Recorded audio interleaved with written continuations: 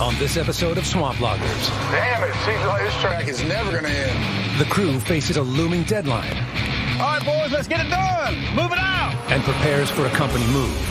It's $1,500. The crew struggles with unexpected setbacks. And with Bobby and Justin miles away, Pulpwood Mill's not taking any cut up after 10 o'clock. the crew takes matters into their own hands. I think it's a good idea, but we'll find out for sure when the boss man gets here.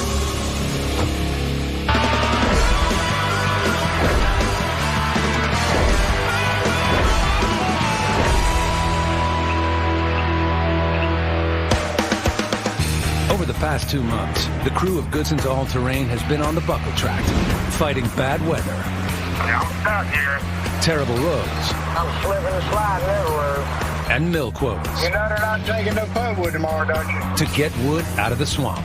The last couple months, we've had a decent run at Buckle, but now Corbett wants us off this track before their option runs out at the end of next week.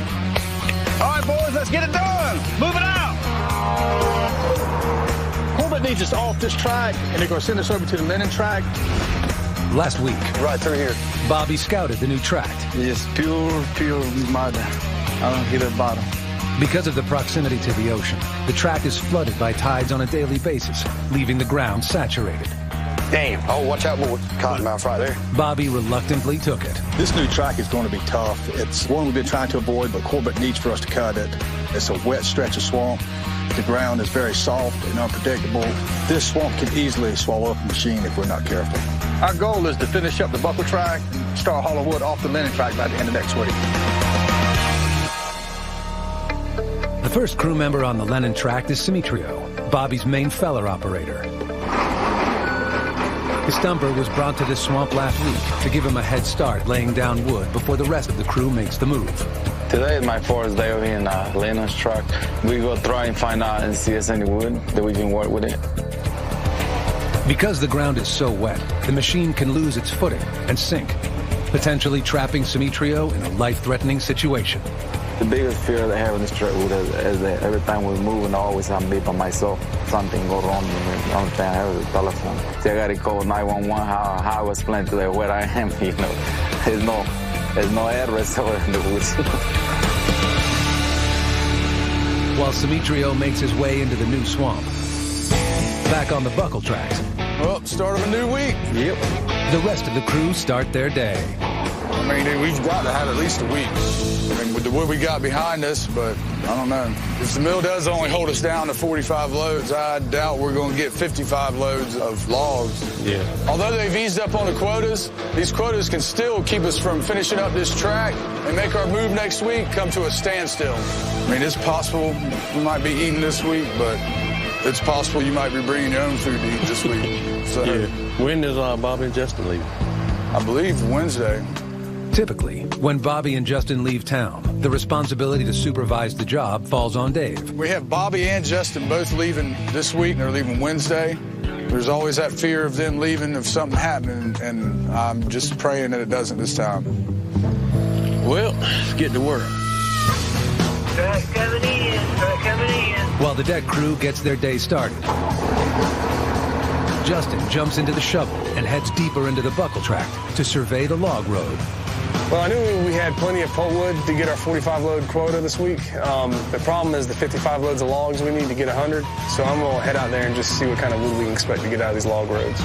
In order to get across the swamp, log roads are created to give the skidder traction over the muddy terrain. When the crew prepares to leave a tract, they pull up these logs and drag them to the deck. On a tract as large as this, the log road can account for upwards of 30 to 40 loads. Hey, Dave, there's a lot more wood out here than I thought. How much you thinking? Don't know, I just keep finding more piles. Well, that's more loads to the mill. So that's good. Looks like Justin's finding some good logs out there on the road. You never know where they're going to pull up from the shovel road, but it looks like it's our ace in the hole this week. So what's this about heading out of town? It's a tractor show. Oh, you mean vacation? So me and Dad, we're heading out of town to go to a forestry trade show. We're going to check out a new GPS system. You know, anytime we can stay up on new technology, it might help us be more efficient. Well, you boys have fun working. In forward. Meanwhile, back on the Lennon tract, Simitrio cautiously cuts his way deeper into the swamp. In order to keep his 35-ton feller from sinking into the soft ground, Simitrio drives on a bed of roots, bushes, and felled trees. And to know which areas to avoid, he gauges the depth of the swamp with a tree before moving in any direction. The tree goes about 14 or 15 feet down.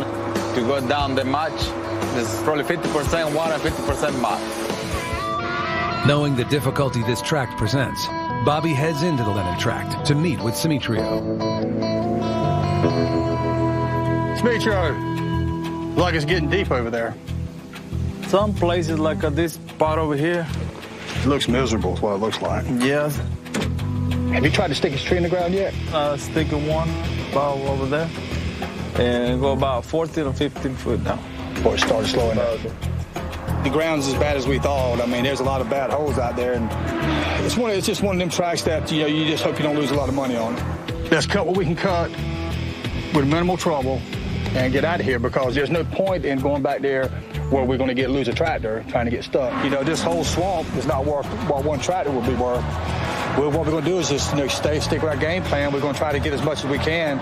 It's just going to be a tough track, and hopefully we can just make some money and not lose a whole lot.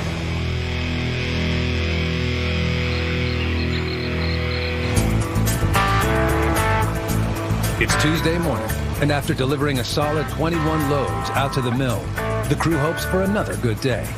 Yesterday, we actually wound up with 21. It's a good start off to the week. Wood's coming out pretty good. If we can keep this pace up, we might actually get 100 this week. Just coming out. While wood steadily makes its way out of the swamp, Justin repairs a cracked weld in one of the trailers.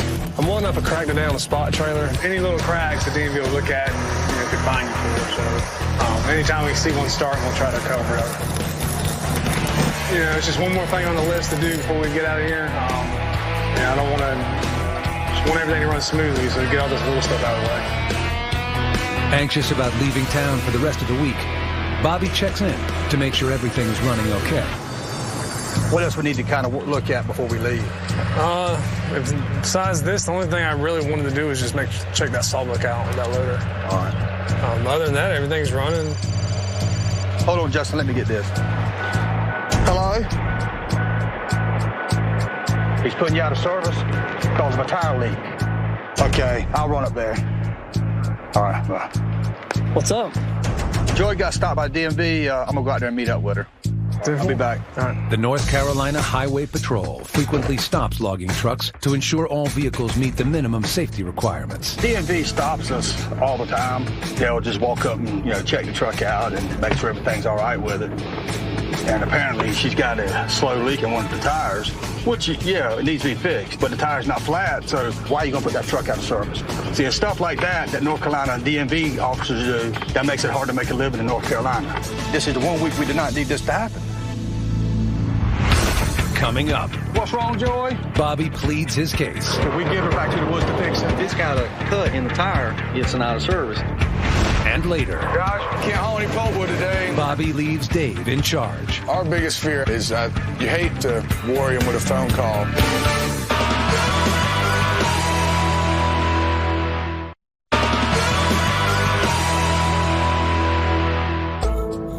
With only a week and a half left to pull all the wood off the buckle tract, Bobby received a call from trucker Joy that she'd been put out of service by the Highway Patrol.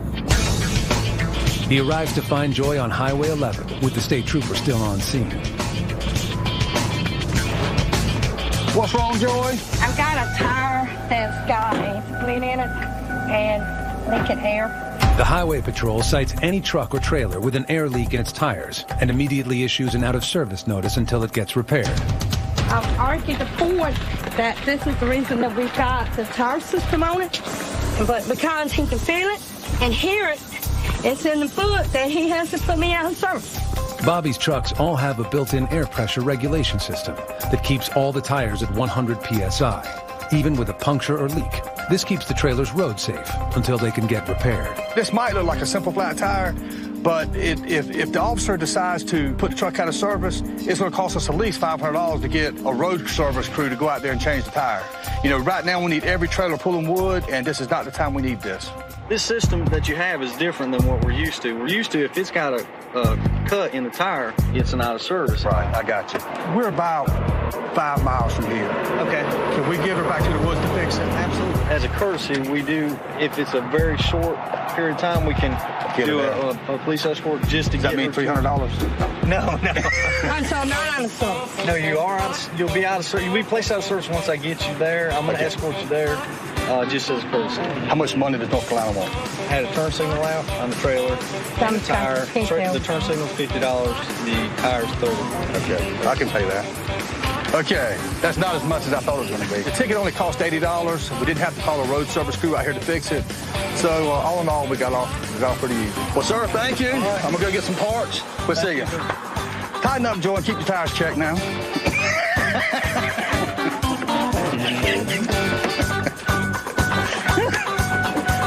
I've seen wood.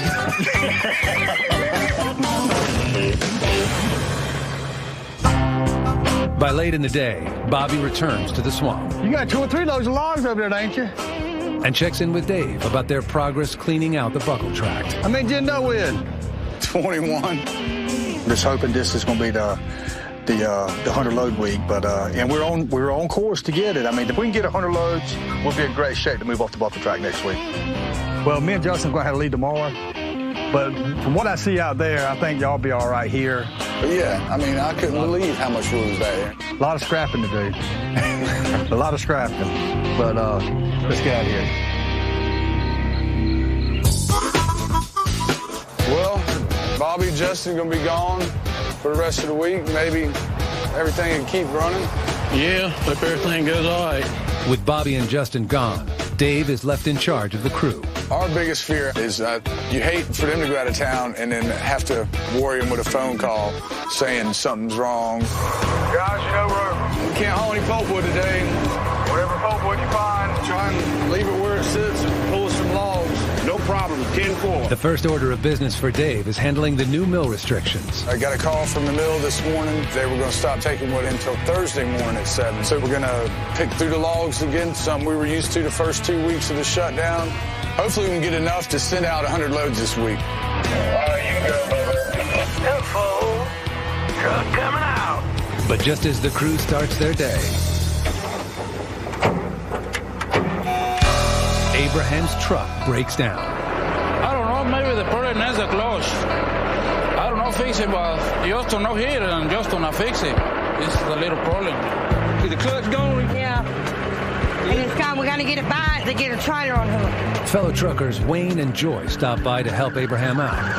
Hey man, how did things come up? Good proper time. Normally, when you see a truck down, you're supposed to stop and give somebody a hand, just ask them if it's okay and anything, you know. That's a trucker's rule. There you go. Put the clutch. Do it again.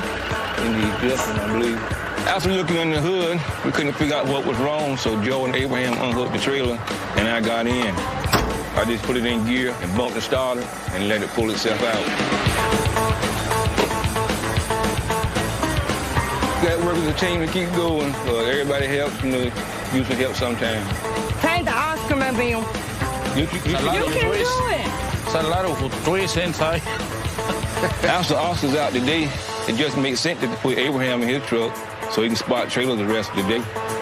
Hopefully we still go and get that goal we're looking for, 100 loads. Thank you, guys. With Abraham up and running, the deck starts sending loads of logs out to the mill. All right, take it to Corbett. Truck coming out. Anyone heard from Gary yet? Yeah, I think he's back at the shop. 75 miles away at the Goodson shop. How's that, James? So you come pick her up, huh? Yeah. Hey. I had to put that Kenworth up in the shop a little while. Oh, yeah? I'll fall back on the old Mac. I'm going to have to drive her today or two, whether I want to or not. This is definitely not the highlight of my day. My truck broke down on the way over here, so I'm at the shop picking up the old Mac Joy used to drive. It's got such a small cab, stretch your legs all the way out, so it's going to be something different for a day or two, but I've drove worse. The first thing I'm going to do is get some duct tape and tape that pink bulldog up on the hood of it. That's going to be my first priority. I can't be driving a truck with a pink bulldog on it. No more pink coat. That's feminine. I'm there's no, I'm not filming it at all. I can't have another tank around me.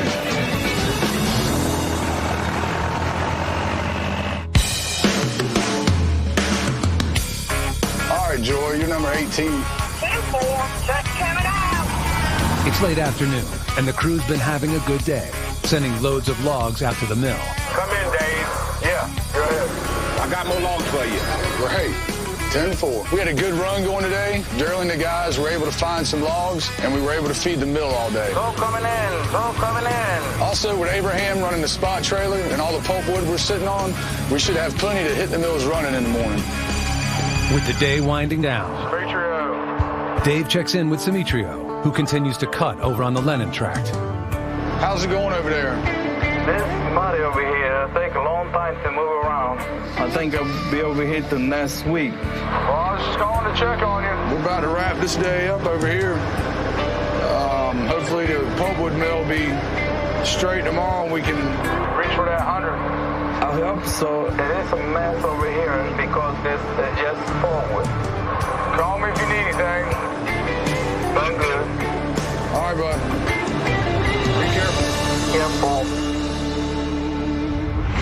Coming up, Bobby and his brother go head-to-head. And later, It's $1,500. the crew can't catch a break. $1,500.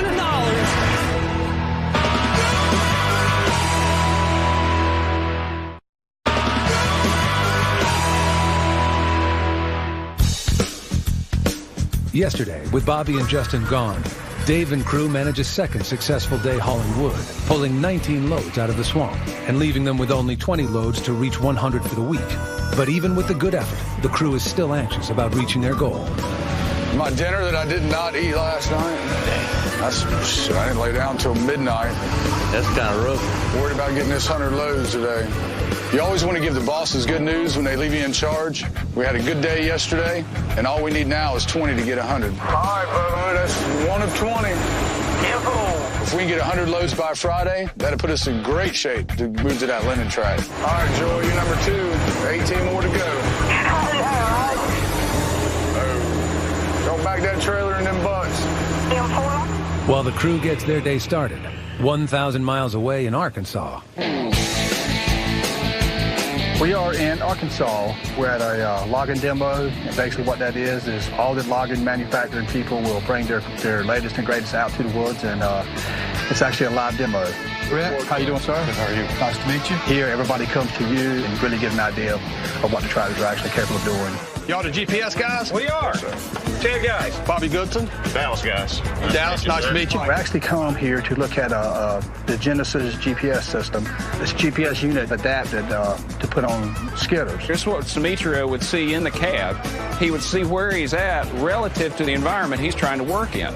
I could see a lot of potential there because in the type of terrain that we work in with Demetrio, you know, we only got one shot to get the wood out. Demetrio could be very comfortable looking at that monitor, knowing where the line is, where he's got to cut, where the boundaries are. And I'm really interested in putting it in practice to see how really it will help us. Show us how to work it, man. All right, Dallas. They've got a unit already set up on the fella bunch here, and my brother Mike, he's going to go out and cut some trees. You can see those dots showing down there? That's where Mike's cutting trees. Every time he hits the gathering arms to hug the tree, it lays down a green dot. And then, whenever he hits the master dump button to lay down the tree, it puts a yellow diamond down there. And then as the skidder goes and collects them, he puts down another color that lets him show, I picked up that drag. Every tree that Mike cuts, we can see where that tree was cut from, and then we can actually see where the piles are being laid. That's something that I've never dreamed of.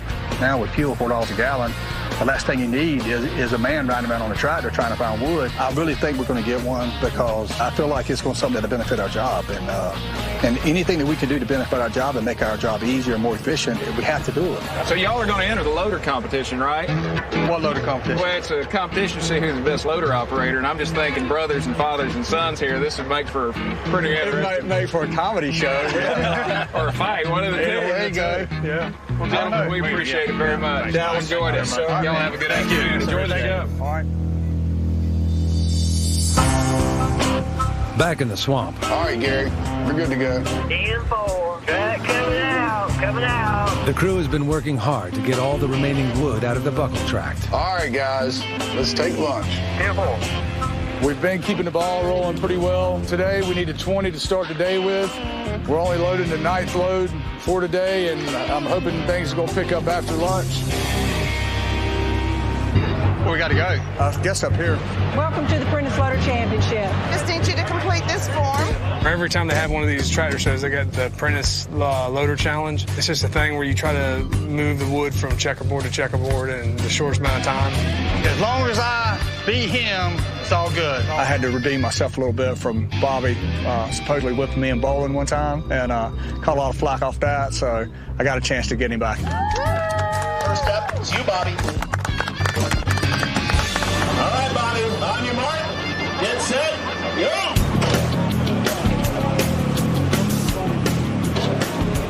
You know, I'm kind of nervous getting on this loader because the controls were actually backwards from the one we have back at the swamp. Come on, baby, you can do it!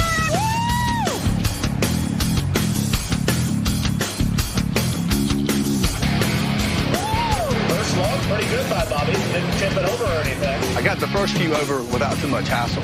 He's 2 for 2 in less than 30 seconds. And then they started getting away from me. That wasn't part of the plan. Oh, nice.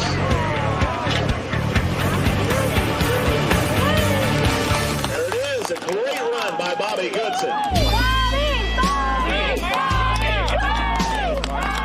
You know, it didn't go horribly wrong, even with those mistakes. I ended up with 449, but I still got to wait and see if it's enough to beat Mike. Mike Goodson firing it up. Mike also from Jacksonville, North Carolina.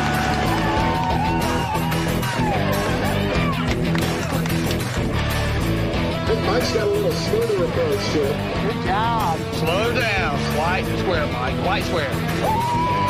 You know, Mike was like a machine out there. For the first board, just a little over a minute. The controls were set up just like he's used to, and he just flew right through that thing. Got a chance to beat Bobby. Good chance. Puts it down. Our new leader is Mike Goodson. Well, Mike beat me with 4 minutes, 11 seconds. It was good. He got his revenge, so it's all even now. It was a really close one between Goodsons, but the winner, Mike Goodson. The main thing is spending time with our family. You know, just, it's been a long time since me and Mike and Justin's been together at a tractor show with our wives, so it's just special to be out here with our families. Let's go get something to eat. Let's do it, man. Let's go, y'all. I'm going to do what I do best. Back on the deck, All right, you're good. Timber. 99 coming out. the crew hits their 100th load. All right, Joey. It's all yours. All right. And for the first time, Joy gets the 100th load. You feel any different, Joy? I'm so happy. I have never been the hardest load before. I've been number 99 and I've been 101, but I've never been 100. Load 100, everybody gets excited, especially when it's your first time. And it was my first time in 3 years that I've been here. So I'm very excited, very, very excited to be that 100th load. Number 100 coming out. Woohoo! Dork. Whatever. Let me have my thrill. Global Positioning System, or GPS, was first created for the navigation of U.S. Navy vessels. In 1996, the technology was declassified, and today, it is used in a wide array of applications, ranging from tracking wildlife to locating cell phones.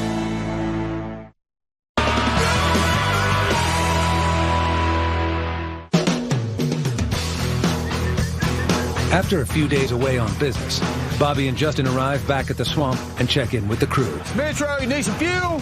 Yeah. How you doing up there? Do good, I'm spinning. A lot happened while we were gone last week. The guys got 100 loads, no major breakdowns, so it's like it was a really good week. But Corbett needs us off the track by the end of the week, so we need to get a head start on the move.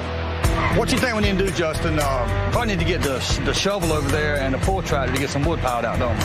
Let's keep moving, Victor and Antonio. The more work we have up there, the better off we'll be, and we got a shovel here. Now since Metro has a lot of wood down at the new track, we need to start getting some more equipment moved over there so we can start gathering and piling some wood up.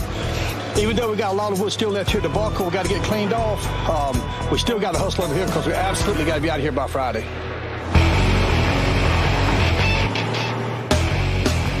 All right, Wayne, that's load number 4 already.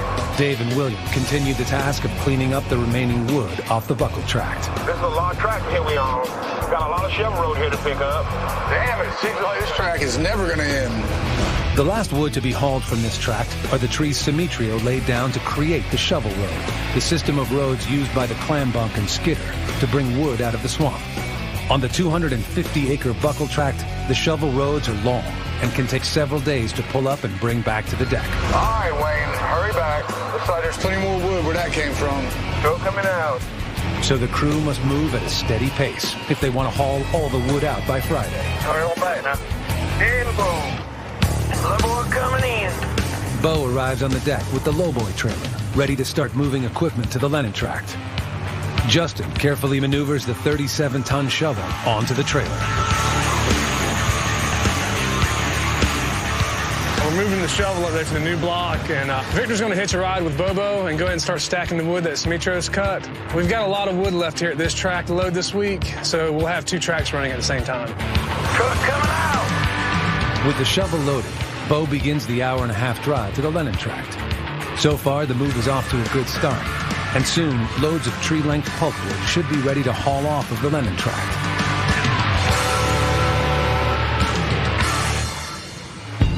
Back on Buckle, the crew winds down a long day. And well, we did turn out 19 today. So, I mean, we have at least 20, 30 more loads here. They went back over and started pulling logs and logs and logs. I said, dang, you let me looking at 3 or 4 days, you don't know. On one hand, it's great. They keep finding more and more wood. We might get a bonus. On the other hand, we got to finish this track up in 4 days. And that's going to pretty much make that impossible if they keep finding wood. Let's head to the house. All right, man. It's Tuesday, and if the crew maintains their current pace, they'll stay on track for a move off of the Buckle tract by the end of the week. What's up, bud? See if we can get this halfway wrapped up this afternoon. But Justin brings some news to the swamp that may force them to revise their game plan. Yeah, I don't know. Dad might not be here tomorrow or Thursday. I don't know what's going on yet. Dad got a call last night from a vendor about a last-minute business deal that had to be finalized. It isn't good timing, but it sounds like it's the only time it can happen. If both of you have to go, what's that mean on the move? Because you and him are the only ones that are licensed to escort. Well, we'll have to move the bigger equipment today. The first piece of equipment to leave the swamp today is the Bogey Skidder. This oversized tractor is used to haul Simitrio's freshly cut timber to the deck. With a busy day ahead, everyone lends a hand securing this wide load. Finally got Antonio's tractor loaded up. Probably got about 8 or 9 chains on it, so hopefully that'll pass DMV. And his tractor's a little bit wider than the other tractors, so we got to double escort it, which is it's a pain because me and Justin both have to get front bag, and we're the only ones on the job that's been certified to escort. And we check our trucks over continuously. We think everything's right, but you never know. I mean, they can find anything and put you out of service, but hopefully we got everything in order and we won't have that trouble.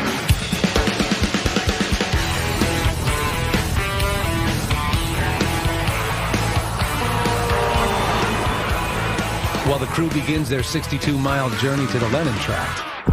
I'm coming out. Back on Buckle, loads continue to leave the deck. Hey, Dave, we got a lot of pulpwood back here to pull. Durley continues to pull up the wood from the shovel roads and brings a steady flow of pulpwood back to the deck. William, you got a copy? Go ahead. But Dave, just off the phone with the mill, relays some unwelcome news to the crew. I just got a call from the pulpwood mill. They're not taking any more wood until 11 a.m. tomorrow morning. We've got a lot of pulpwood still left out here. 10-4. It always happens like this. We have a handful of loads left. Most of it's pulpwood. Pulpwood mills broke down on us. I don't see us finishing this by Friday. Meanwhile, out on the highway to the Lennon tract. Y'all for the same company, right? Bobby and Justin's worst fears are realized.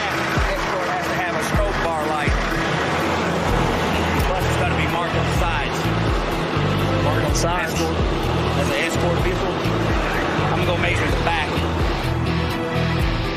He was measuring the signs on the back of the load board that says wide load, and we probably had those signs 3 or 4 years on there. And matter of fact, we've been stopped before in the past, and this has never been an issue. Being pulled over for an escort violation can be a serious issue. The truck and the equipment on it can be put out of service and forced to sit on the side of the road until the violations are corrected. A dilemma that often results in significant lost time and heavy fines. We cannot get stopped down right now. If this load board gets put out of service, it's going to force us to stop this move. This is the only truck we have that can transport equipment. Man, they could cost us thousands of dollars while they sort this out.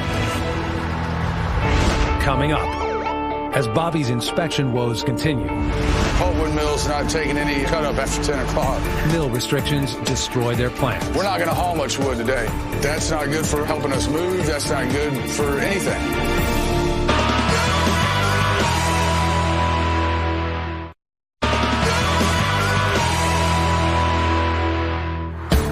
After getting a jump on the move over to the new Lennon tract, the Goodson convoy has been stopped by a state trooper who has just finished his inspection.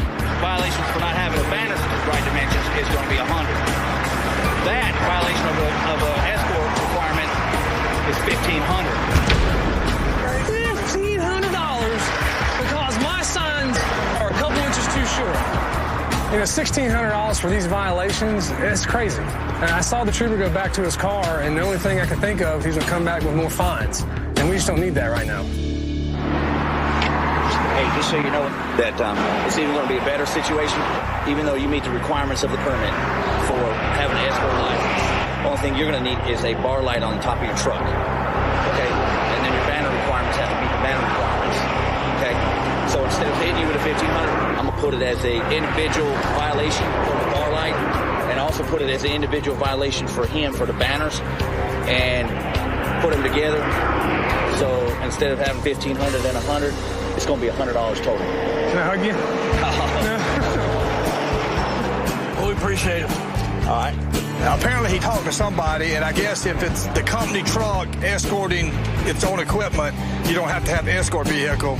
So he didn't fine us with the $1,500 for the truck, but he wrote us a $100 ticket for Justin's signs being too little and Justin not having a light bar on top of his truck.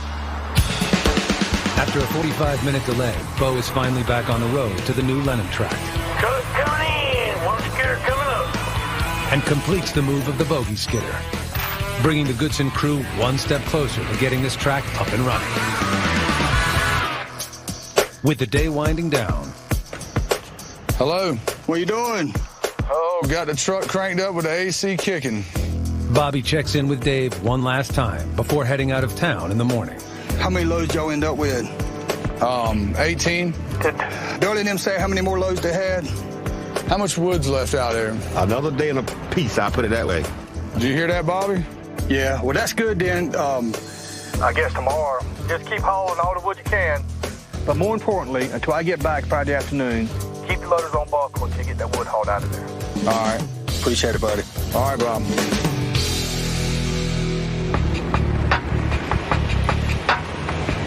Morning. What's going on, man? Well, I'm talking to Bobby last night.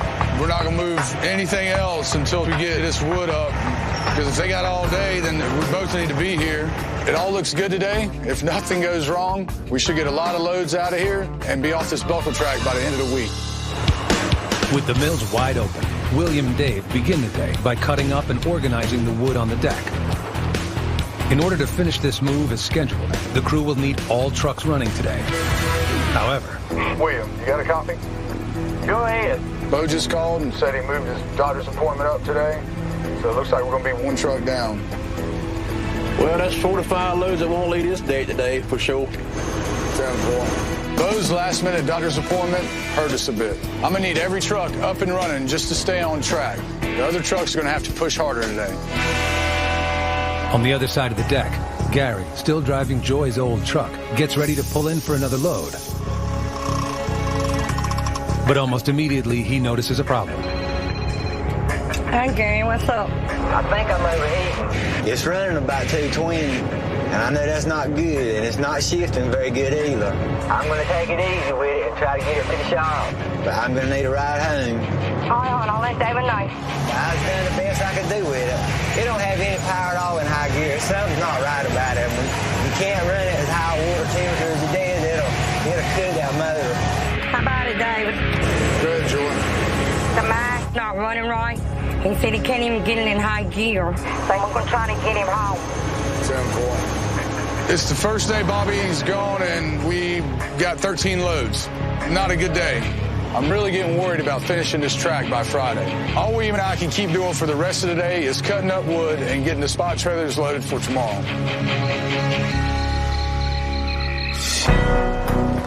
It's Thursday morning. The crew has 2 more days to clear the buckle tract of felled timber. Morning, guys. What's going on, man? But once again, news from the mill creates more concern over the looming deadline. Got a call on the way here to Pulpwood Mill's not taking any cut up after 10 o'clock. Dave and William typically cut the wood in half, which allows them to load more wood onto each truck. But now, the mills are only taking uncut, full-length trees. And there isn't enough on the deck to keep them going all day. They don't go help with us trying to move it. Let's see, now, whatever's left here, I don't know if I want to cut it up or leave it damn tree length, or... We spent most of yesterday cutting up wood. Now we get blindsided with this tree length call. We're not going to haul much wood today. That's not good for helping us move. That's not good for anything. You know that not the big car and the Linus truck, always trailing. See, we moved the loader today. We can start sending wood to the mill. I see where Semichio's coming from. It's not going to help with cleaning the deck, but we will be able to haul some wood and make some money for the company. So what I'm thinking is maybe we can move William's loader now, and maybe we can move your loader in the morning. Because if we don't do that, we don't be able to haul wood at all today. So I think we'd be making mistakes if we don't move the loaders. It's not what Bobby wanted, but at least we're getting wood to the mill and not sinking him in a hole. All right, see you then. All right, I see you guys.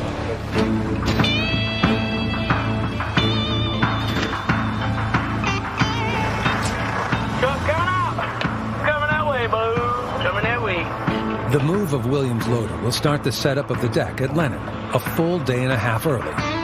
Dave will stay behind at Buckle and load as much wood as he can. Given the circumstances, I think it's a good idea, but we'll find out for sure tomorrow when the boss man gets here to see what he thinks. Coming up, Ready, Dave? the crew continues their move and anxiously awaits Bobby's return. When I saw Bobby walking up, I gotta be honest, I was pretty worried.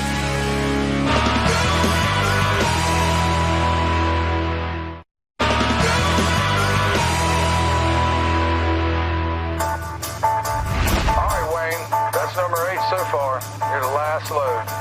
Thursday afternoon, the pulp mill has limited the crew to hauling tree length only, and with a limited supply of it at Buckle, the crew has moved William over to the Lennon tract to set up and start hauling the freshly cut tree-length pulpwood from there as well. What do you say, Monkey? How many is that today? He's number 3. Kimbo. That ain't bad. Well, from talking today, we've got 11 loads out between the 2 loaders. It's not great, but it's not bad considering the mill quota. But our strategy of moving early may pay off.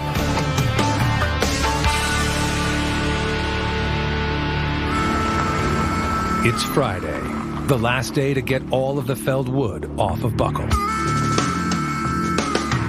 Me and Dad went out of town for a few days. We had to take care of some stuff. Everything went well there. And, well, when I got back, I noticed the loader was gone, so I guess they went ahead and moved that. I'll have to talk to Dave about that. I guess you got Williams' loader out of here. Yeah, I was hoping we'd have more stuff done, but I mean, with the mill messing us up, that's what Dad was worried about. You know, thinking about the given circumstances, I think the guys made a good decision about moving. You know, if we don't haul, we don't make no money. Yeah, if we get you over there set up, y'all can just stack wood, and I can take the old shovel or whatever and just load up. Yeah, I mean, I'm thinking there's probably, I'd say 6 loads. As long as we get you moved, that's the main thing. Yeah, everything else. Yeah, y'all can be stacking, I'll clean up and load trucks. They might as well get Dave moved over there and finish what they started. I can handle loading all the wood here at Buckle with the old shovel. Yeah, hopefully I can get it all done in one day. All right. All right, man. Well, I'm glad Justin thought it was a good idea to move. I just hope Bobby thinks that too. Ready, Dave? With Justin staying behind, operating the backup loader to complete the cleanup of Buckle, Dave loads his loader onto the lowboy.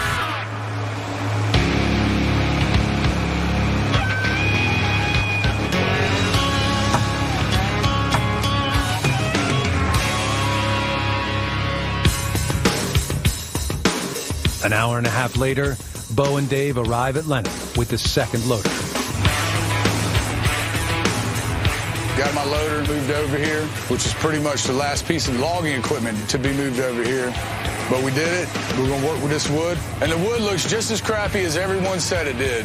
But, you know, we're going to do what we can do, and hopefully we can get some wood hauled and maybe make our boss man happy. Back at the buckle track, Justin loads up the last few loads of wood. Coming out. Finished loading up the wood they had left. I've got 7 so far. And I think I got about maybe 2 more loads. Load gum logs, and I'm going to see if I can scrap together another load of pulpwood. By mid-afternoon, Bobby makes his way into the swamp to check in on what happened while he was away. When I saw Bobby walking up, I got to be honest, I was pretty worried about what he thought of us moving early. How'd it go? Yeah, man, with the mill, all they were taking was tree length. So we were scrapping all that mess up, trying to get all the tree length we could out of it. I think they fly around to see what we're doing. I wouldn't be surprised. They got cut up. Okay, we're buying tree length. I was really surprised to see Dave and William over here at the Lennon track, but it seemed like it was a good thing because they ended up with 78 loads of wood, and that was enough for the company to break even and the men to get their $78 bonus. You know, obviously they talked between themselves, they figured out what they needed to do, and they took the initiative and done it, and that comes back to having a good crew. The guys can think without me and Justin being here all the time, and I got to take my hat off to them because they did a good job. We got the stuff up here, and they're stacking wood, and that's the main thing we need to get done. Look, appreciate you getting everything moved up here and set up. I guess Justin will finish cleaning the rest of that stuff there. Y'all done good. Main thing is we got everything here. That's the main thing, and we'll have a good weekend. We'll see you, Dave. All right, man. Good job, Joel. You're the last load off a buckle.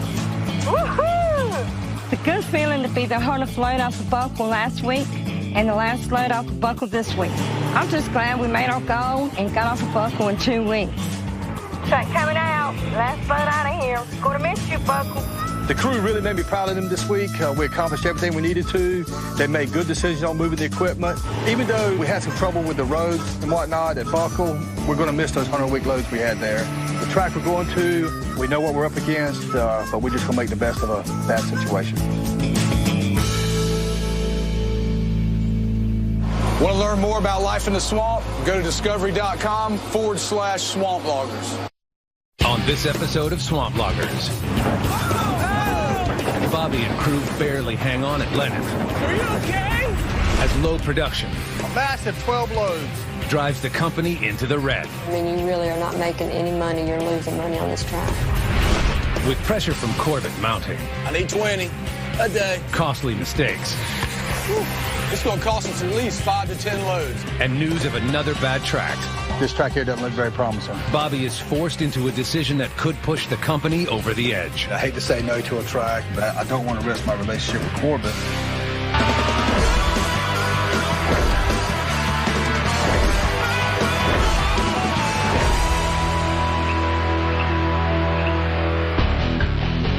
Over the past 3 weeks, Goodson's all-terrain has been struggling with the Lennon track. Man, this track sucks.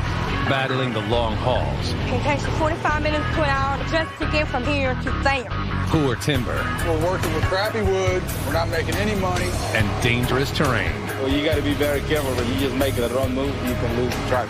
Several different people tried to see if they could cut it, and they could not. Last week, they almost completed this tract. Cut coming out!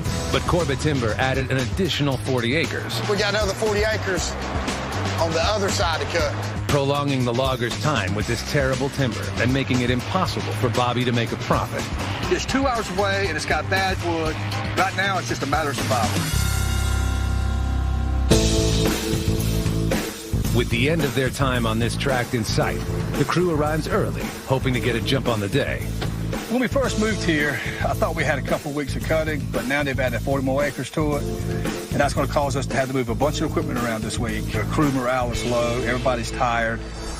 I really enjoy loading the truck faster than 45 minutes to an hour. Not as much as we do. I enjoy getting loaded quicker than an hour. We just want to get out of here.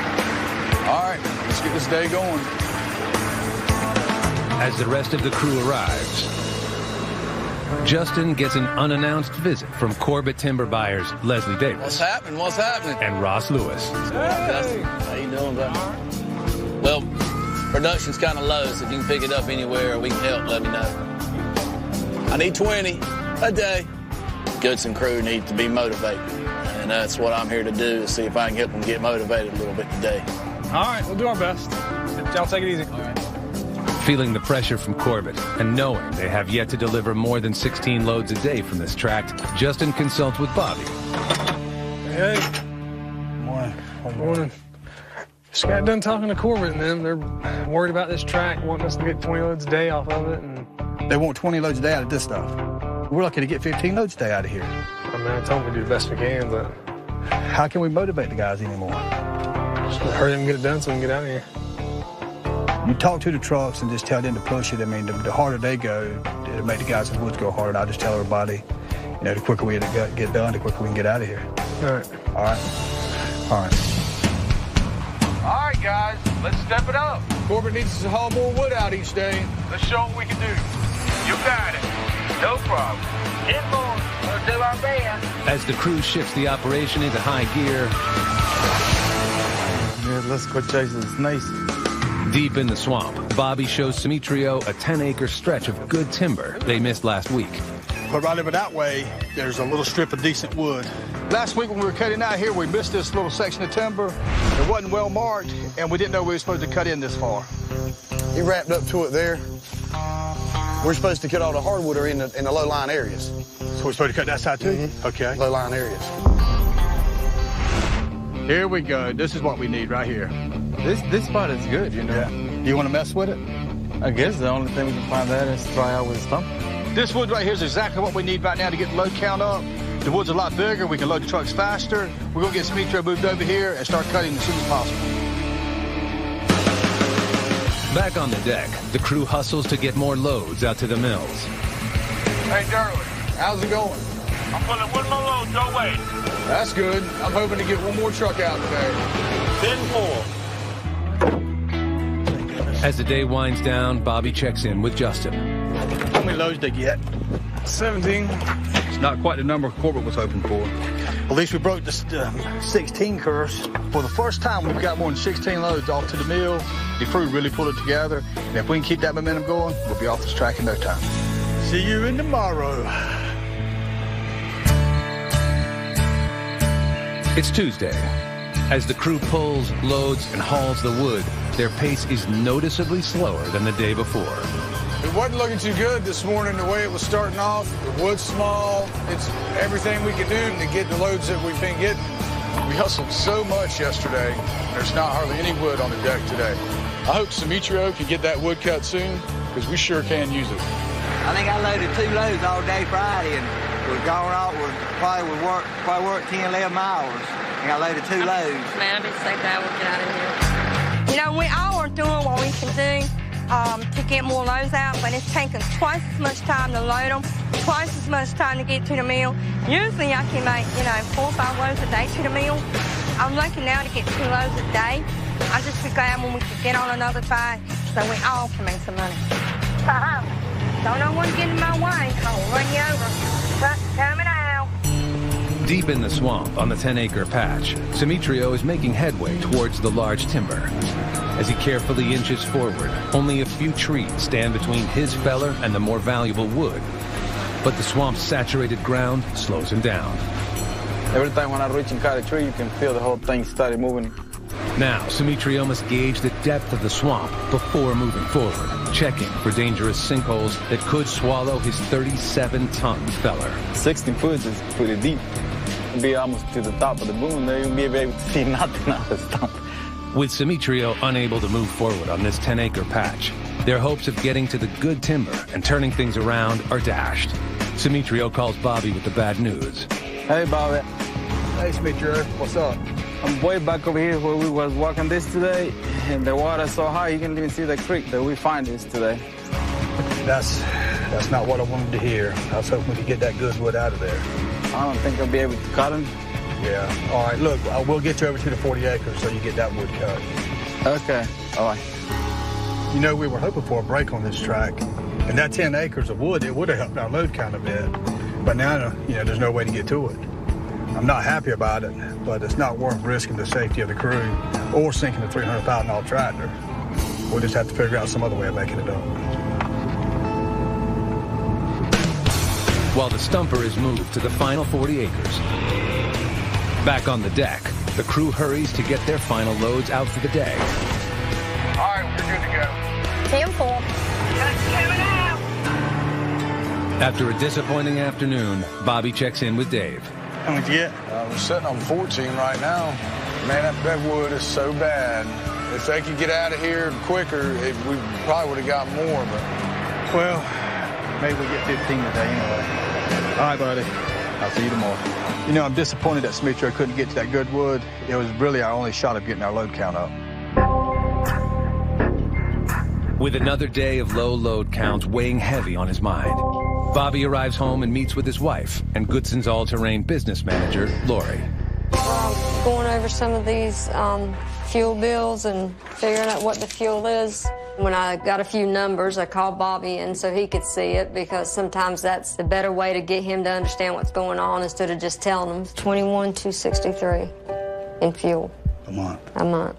When he could actually see it for himself, I think he was a little down. We got to get off of that track down there. It's killing us. It's probably not a good feeling for him to work as hard as he does, and for me to tell him, you know, you're not making any money. Those figures don't even include, you know, payroll, and if there's any breakdowns, I mean, you really are not making any money. You're losing money on this track. It's something that Corbett asked me to do, so I'm going to try to help them out. I'm just hoping that they'll help me out when we leave here, because I need a good track close to the mill so that we can try to catch up some, because we've lost a lot of money. And we're paying to work up there. Yeah, you're just keeping the men going. It's costing us money to work, but yet we've got to keep everybody busy. We've got to keep the family together. If I can't keep them working, they're going to have to find other ways to pay their bills, and I don't want to lose them. It's important to me, even if I have to take money out of the savings account to keep the paychecks coming. Okay. Thank you. Love you. Cheer up. Yes, ma'am. Coming up. Go, don't stop. There's danger on the deck. And an oversight by Dave. He's got his deck on a slant. Sets the crew back. What is he thinking? This is what we don't need right now.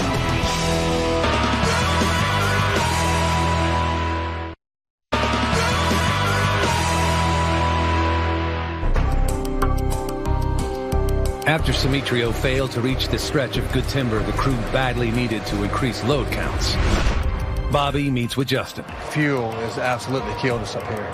It's almost $1,000 a week driving trucks. And I'm paying salaries out of my own pocket right now to keep the crews from looking for other work. This is turning into a catch-22. I don't want to lose my crews because I can't pay them, but I can't afford to pay them if this track drives on much longer. It's killing us. We just need to get this thing done and get it behind us. Tell the loader men when they get up here, let's rock and roll, get this crap out of here. The only way to make this track work is we got to be more efficient. We're going to set up 2 decks on the final 40 acres. The 2 decks will be set on opposite ends of the track to minimize the time it takes to drag cut timber back to the loaders. By splitting the crew, Bobby hopes he will be able to reduce wait times on deck and get more loads out to the mills. With a solid plan in place, William prepares to move his loader to deck number 2 on the other side of the track. William cautiously walks his 24-ton tractor onto the lowboy, knowing that the slightest error could be disastrous.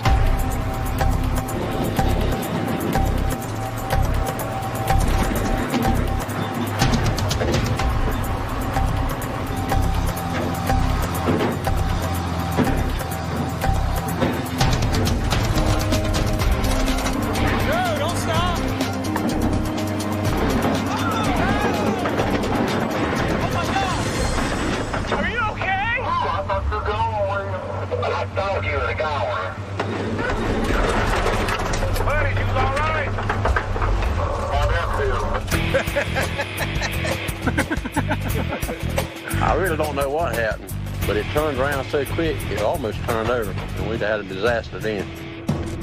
Went for a ride, didn't you? Oh, yeah. It throwed me up against the door frame. My hat caught the door frame instead of my head, so it was such a hard lift, it sheared the bolts off the seat frame. For a second there, I thought we were going to lose William and the loader today.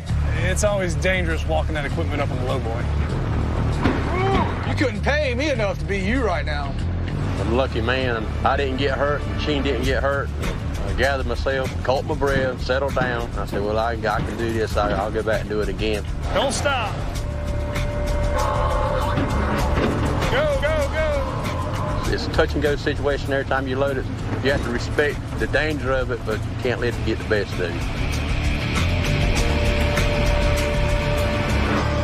While William heads out to the new deck, Dave remains on deck number 1, loading up the remaining wood.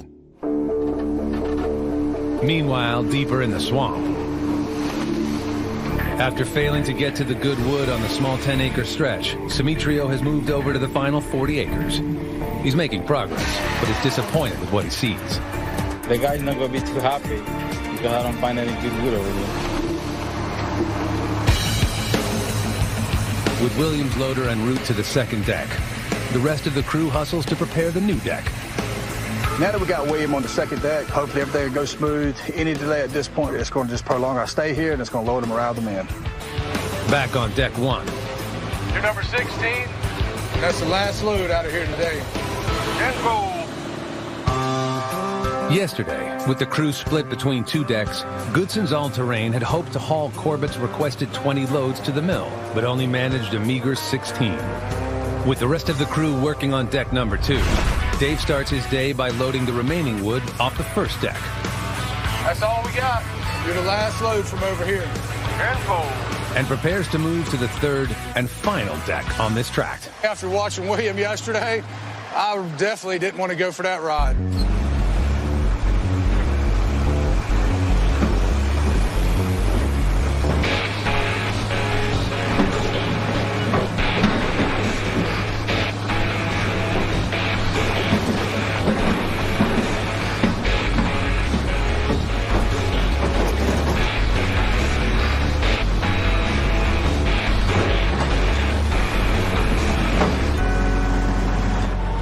Get your blood pumping.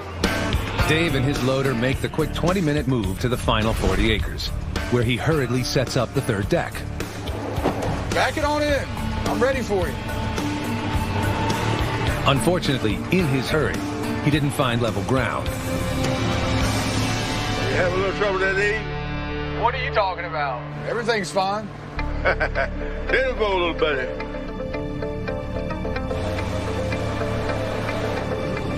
What is he thinking? It's not good. I mean, this is what we don't need right now. I don't know what Dave is thinking. I'm sitting there watching him load a truck, and he's got his deck on a slant, and as he puts the wood on there, it just slides off the back of the trailer. He's got to know this is costing us precious time and money. I'd walk up here somewhere, get further where everything I is thought more I could level. make that work, but that ain't going to work right there. Just get on this level of ground. If I want to load efficiently, I need to get out of that spot, and hopefully I can get it done quick. I feel a little responsible for slowing us down. How many William loads? You talk to him? 10. How many did you get? 6. 6. I split the guys up to speed up the process, not slow it down. I mean, Dave should have known better. It cost us a couple loads today, and it'll cost us time in the morning to rearrange this and get it fixed. Coming up. There it is. A new arrival in the swamp boosts morale. Well, I'm tickled to death. And later, Just tell him you can't cut it. Bobby faces a critical decision. I don't know what we're going to do.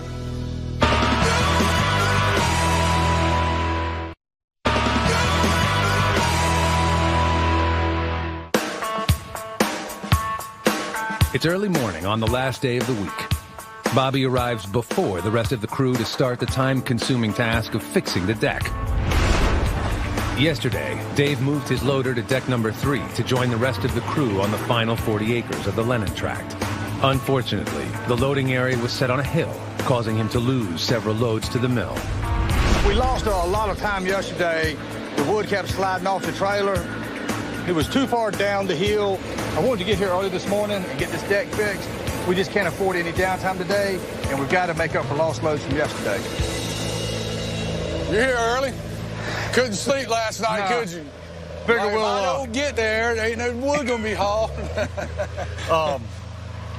I'm gonna push that hill back, just bring the loader up a little bit, get it on level of ground. We should have an easier time. All right, man. We get the stuff pushed out of the way.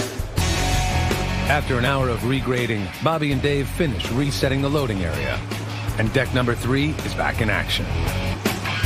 Hey, William, how you doing over there, buddy? Today's doing good. It's kind of strange not seeing you beside me. Yeah. Sure is a lot faster without the wood falling off the trailer. Yeah, I'd imagine so. As the day continues, Bobby and Justin welcome a long-awaited delivery. Look, there it is. Oh, yeah. The new four-wheel drive service truck. That's a Cypress toy. After a frustrated morning having to redo the third deck, when I seen that service truck drive up, it just made my day. Finally! I made 2 payments on it. I finally get to see it. Mr. Goodson. How you doing, sir? Good. We've been looking forward to this day for a long time. It's been a long time coming, but I'm as happy as a kid on Christmas morning. This service truck got a 10,000-pound crane. It's got a huge rotary screw compressor, 60 CFM. It's got a welder on board. Basically everything he needs to do with this truck he can do. Wherever this truck goes, they'll have everything we need to keep the job running. Well, I'm tickled to death. Man, this thing's got a forward drive system on. We can drive it anywhere in the swamp we need to, and we don't have to rely on any outside companies. And right now, we can't afford any downtime or service calls. This truck's going to save us money in the long run. It's going to help us a lot, especially when we have to take cylinders off, do track work, put idlers in. It'll pick up all that, no problem. And one person can do it. You don't have to have 3 or 4 people helping you, pick up something to get it back on. That's going to make our back clap a lot longer. We'll probably be able to log a few more years now. Man, I want to take this thing for a spin. It's late afternoon, and the 2 decks have been steadily pushing out wood to the mills. But it isn't long before a phone call from Corbett Timber focuses Bobby's attention back to the problems in the swamp. All right, buddy. Bye-bye. Here we get close to finishing, and I get a phone call today that they got some kind of mill outage. They'll be down Monday, and they're not going to buy any hardwood pulpwood. What you doing? Straighten it up. I just got a call from the mill. They're not going to be buying pulpwood Monday. I've been trying to decide. You ain't want to just let everybody stay home Monday? I mean, I'm having to pay them out of pocket right now while we're on this track, because it's so miserable. I know this track's been tough on Dad. He's got a lot on his mind, trying to, make money and keep the crew happy. I've never really seen him this worried, but we're almost finished, and we'll be done soon enough. There's a lot of cypress out here. How much is out there? It's probably enough to run one day. We load everybody with cypress, and it's a pretty long haul, so it'll keep them busy for a couple hours. On a typical tract, the Goodson crew would find only a small percentage of cypress trees. The Lennon tract is flush with them. The advantage of cypress is that it can be taken to a separate pulp mill to be ground into mulch. Getting the load Dad up, and they come back and load all the trucks up, and that'll get us through Monday. All right. Hopefully things will work out Tuesday. Good job. Justin's idea to haul the cypress wood on Monday was a good one. I knew I kept him around for something. It's the end of the day, and Bobby checks in with Dave for the final load count. How many we end up with? That's 6 over here again. 6? Oh, Lord. William! How many did you get? 6. A massive 12 loads. The day wasn't good. We only got 12 loads today, but the morale of the men seems to be better now that we see the light at the end of the tunnel. And hopefully by the end of next week, we'll be out of here and hopefully onto a better track. Coming up. The rollers on the shovel are shot. The crew's progress is threatened. This is going to cost us 5 to 10 loads. And Corbett is troubled by the dwindling load counts. Any logs coming out? Very little.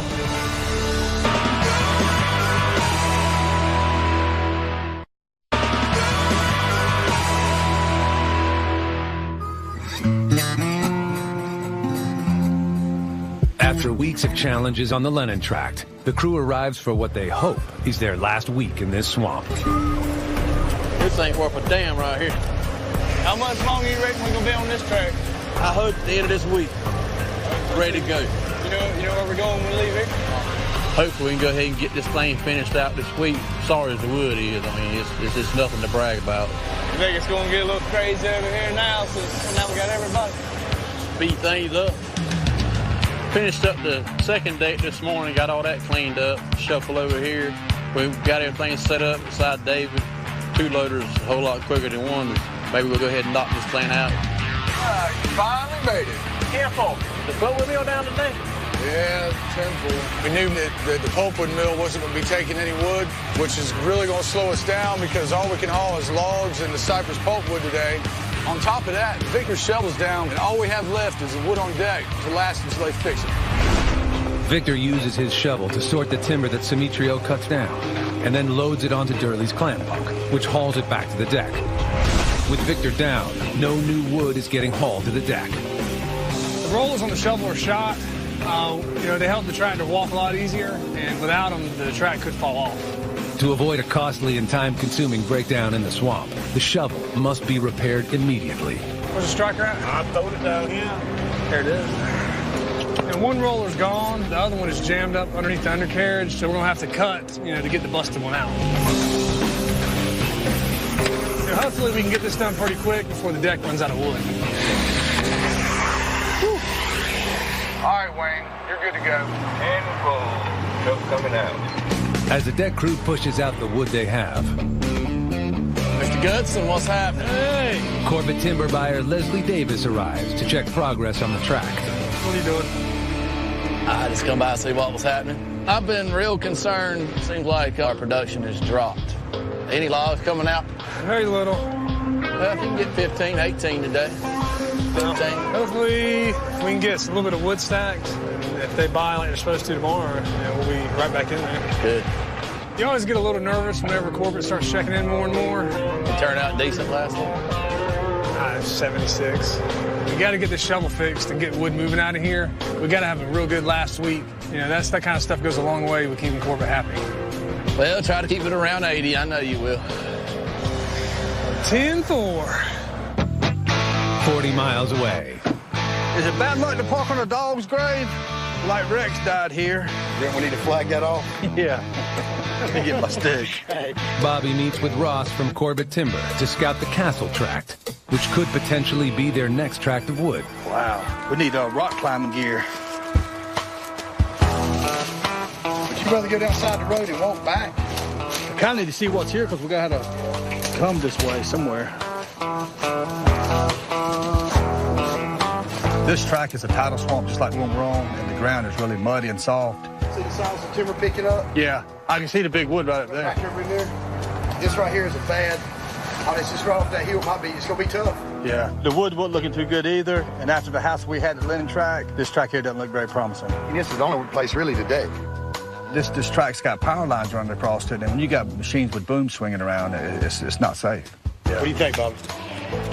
Let me think about it tonight. This track is closer to home, but I don't want to commit to it just yet. But I know I'm going to have to make my decision pretty quick. If I don't, the whole job's going to stop and nobody will be working. Back on the deck. All right, Oscar, back it on up. The loaders are out of logs. All we have left is pulpwood, so we're going to load the spot trailers up so they'll be ready in the morning when they reopen. If we can't hurry up and get Durley and Victor back up and running, it's going to cost us at least 5 to 10 loads. It just seems like this track's never going to end. We're gonna put both these rollers up under there together. We'll put that one in. Put that roller on in. All right. We got the bad rollers out. Got the new ones in. All we got to do now is line them up. We'll sit on the roller and then push it ahead. All right. Okay. One more time. Man, this is gonna be hard. That part's kind of tricky. You really can't see what you're doing, so it's a lot of trial and error. If I was laying sideways and push it ahead, let it sit it down. They lining up. Yeah, hit it in there. We finally got them all into place and let Victor give it a spin.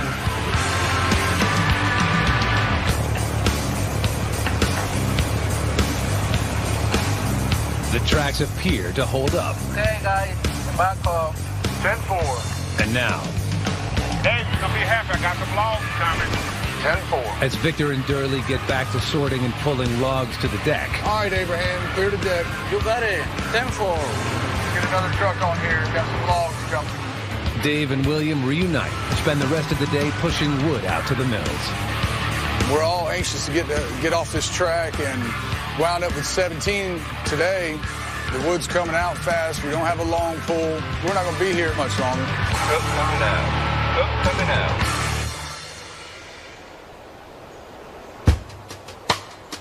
Hey. Well, I didn't think it could get no worse. The Lennon track's killing us, and we're finishing it, and Ross carries me to one in Castle Hayne. I don't know what to do. We can't even get in there. There's nowhere to deck. Bobby had a bad day today. I could tell right away when he came in that he probably was not in a good mood. The Lennon track is killing us in gas. I mean, the morale of the men's down. I mean, the ride's killing them. We didn't go to that.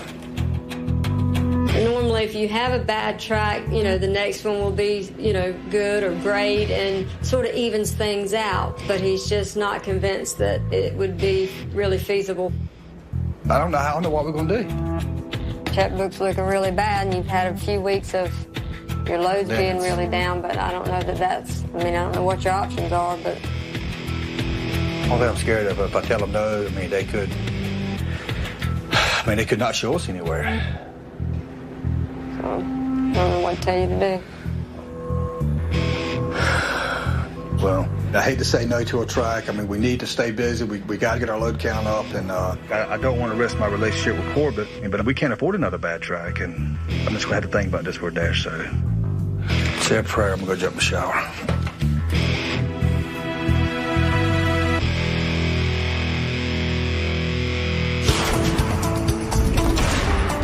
Of the 190-acre Lennon tract, 40% is composed of ash trees. In addition to being used for pulp, ash is a great craft wood, but it is best known as the wood of choice for baseball bats because of its strength-to-weight ratio.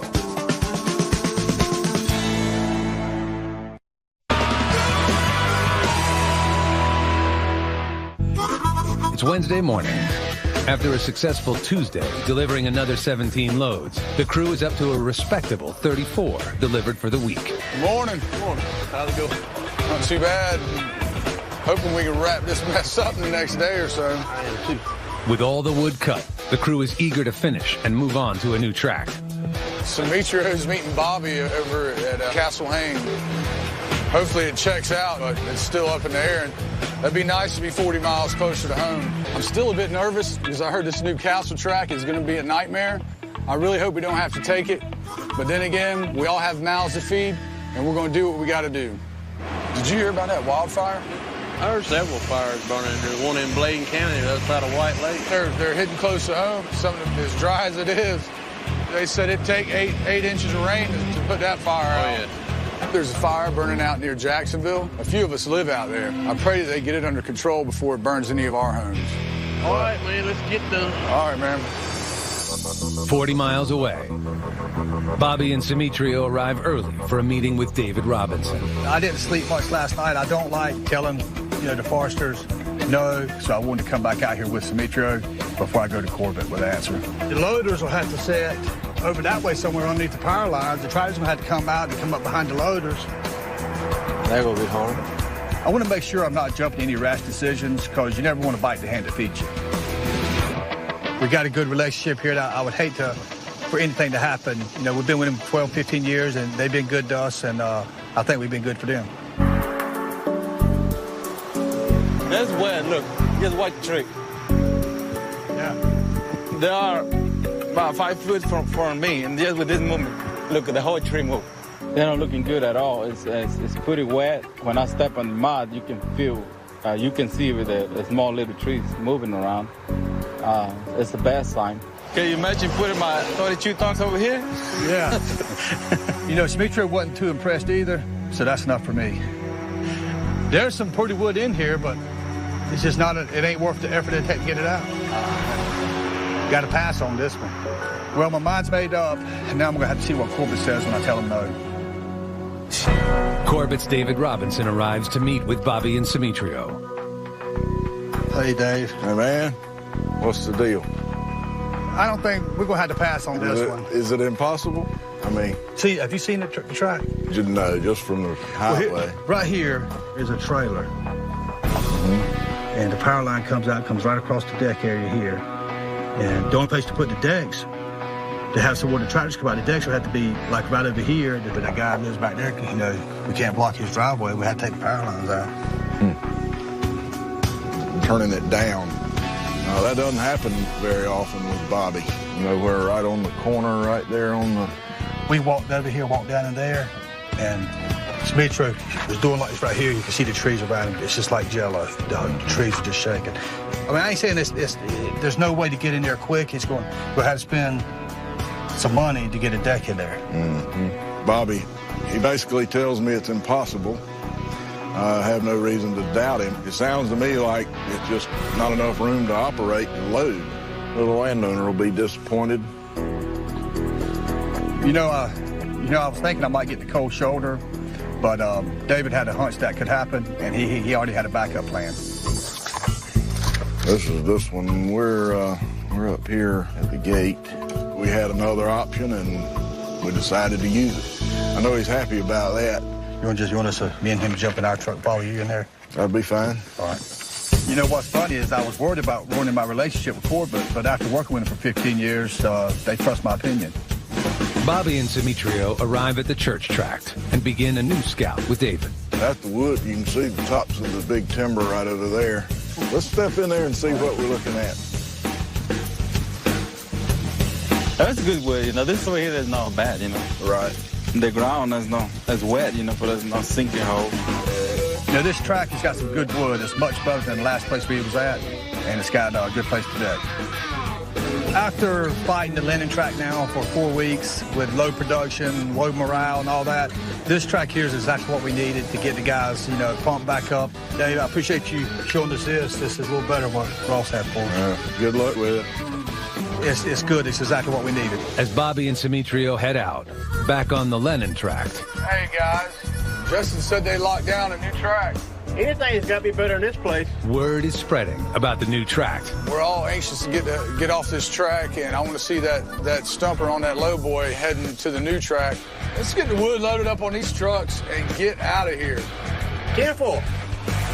As the reinvigorated crew starts pushing out the wood, Bobby and Simitrio return to the swamp. We finally get out of here. That's the last time that you see me over here. That's gonna tickle everybody over here. With all the permits in place, Bo arrives with the lowboy to move Simitrio. The Lennon track was one of the worst tracks I ever caught it. So I'm glad that we're leaving now. Let's go, Simitrio. We got to ride. All right. You got to get busy. I got it. But as Simitrio follows Bo and his stumper out to the new swamp, hello? He gets a call from his wife. Say what? You there? You got that call for the fire alarm thing? With that fire like this, they don't take long to make it to the house. This morning, Simitrio's house was a safe distance from the wildfires, but winds have shifted, and now the fire threatens his home. We have to get out tonight. The fire department lose control out of the fire, and now they're trying to evacuation all the city. Everything.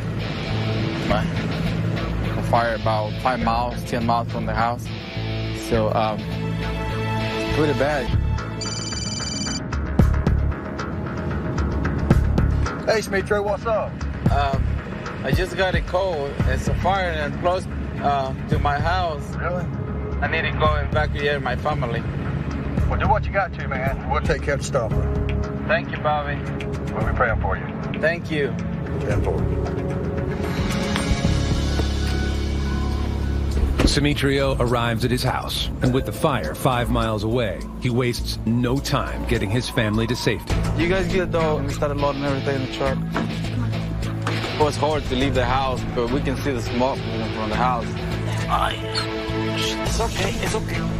We don't see flames, but when you see these flames, it'll be too late. All right, buddy.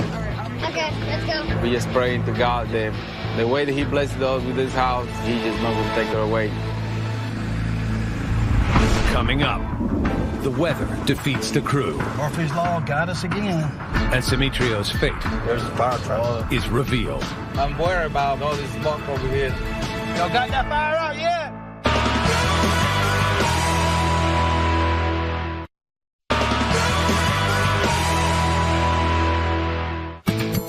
It's Friday, and the crew arrives for what they hope is their last day on the Lennon tract. Good morning. How's it go? Ready to wrap this mess up. I am too, man. We actually got some good loads out of here. We got 18 out of here on Wednesday and 18 out of here yesterday. That brings us to 70 loads delivered for the week. There's not much wood left on the deck, but hopefully there's enough to get us to 75 so we can reach that bonus. I just saw Justin. I guess they're getting ready to escort Antonio over to the new site.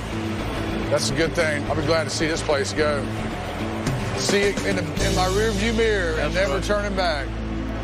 I heard Simitrio, the fire was getting close to their house over there, man. Yeah, I guess the wind shifted and started blowing it back towards his house. Yeah. We're all worried about Simitrio. That fire could have gotten any of our houses, but it went his way. We're all praying that it goes out before it does any damage. As the crew starts loading up the last of the wood, 30 miles away on the new church tract, Simitrio spends his second day cutting the wood. They cut over here in the church track. I think it's looking pretty good. I feel relieved that we left our linen track. But even with the good fortune of the new tract, Simitrio remains distracted with the wildfire near his home. Despite having evacuated his family, the fire still threatens his house. It was kind of hard to come to work and just leave everything over there, you know. We know the fire's still there. We don't know how far or how close to the house because we cannot see it, you know. But the good thing today, all day, they've been nice dark clouds and at the same time sprinkle a little bit. So I help over there where the fire is. I help with it raining, you know. That'd be nice. That'd be making my day. While Simitrio keeps cutting the wood, back on the linen tract. Congratulations, Joy. You're the last load off the linen tract. Coming out. William, you got a copy? Yeah, Dave, go ahead. So we're 2 loads short of 75. I was really hoping that we'd hit 75 loads today, but we ran out of wood. Now what? Simitrio's over there laying wood down at that new track. If we can get over there and get these decks set up, we might be able to get those last 2 before we get out of here. Sounds like a plan. 10-4. With all the logging operations finished at the linen tract, the crew pushes hard to quickly get the equipment out, but doing a company move in one day is a tall order. The process of trying to find somewhere to go kind of messes us up. We usually like to move a loader before now and have one stack of wood while we clean up with the other one. It didn't work out this time, so we'll end up moving them both at the same time. If we push today, we can get the last 2 loads we need for the bones. As the convoys of equipment head out, back on the church tract, Bobby makes his way out to Simitrio's cutter. Have you heard how close that fire got to your house? I don't know what's going on there. They don't tell you exactly what's going on with the fire. They just kicking you out of your house. And Can you ride over there? I never tried. You want to ride over there this afternoon? When we knock off right by there and just see where it's at? Yeah, see that little go there. The other day, Simitrio had to evacuate his home, and they're being pretty vague about what's going on. So after work, me and him's going to ride over there and see if we can check it out, see how his house is doing. It's 3 p.m., and the crew has been hurrying to get the equipment over to the church tract. You know, we've been running around all afternoon trying to get these tractors out of this linen track. We already got Williams' loader moved over there, so all we got to do now is just set the deck up, and hopefully we can get the last 2 loads out of there. But before they can get the deck set, the sky opens up. Murphy's Law got us again.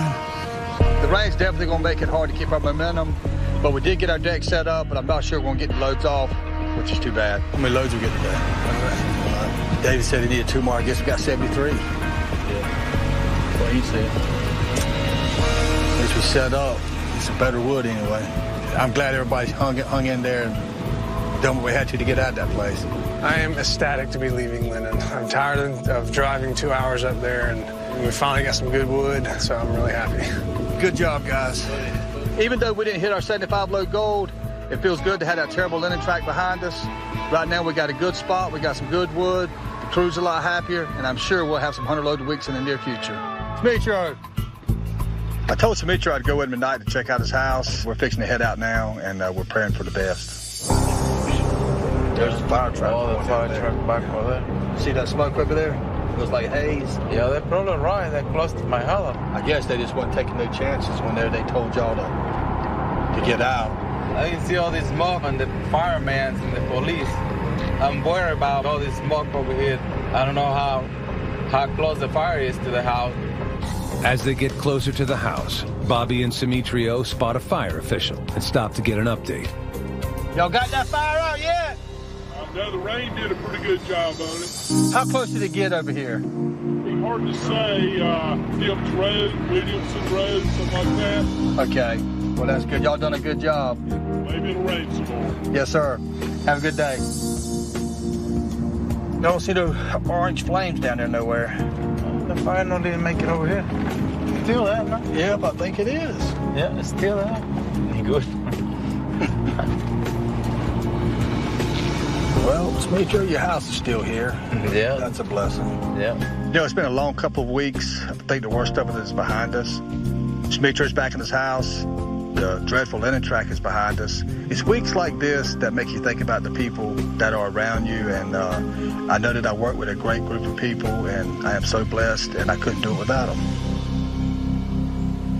Hey, if you want to learn more about life in the swamp, go to discovery.com/swamploggers.